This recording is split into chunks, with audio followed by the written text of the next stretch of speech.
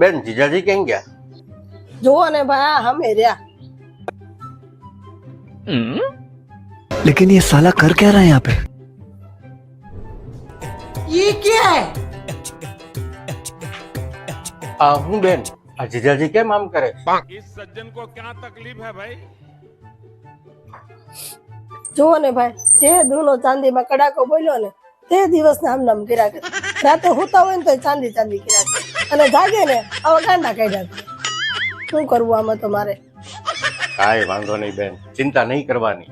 થોડાક દિવસમાં ચાંદી ઉપર આવે એટલે બધું હરખું થઈ જશે. ચાંદી ઉપર આવે ને તો ઠીક છે, નહીતર હું ઉપર વહી જશે. कौन है ये लोग? कहाँ से आते हैं?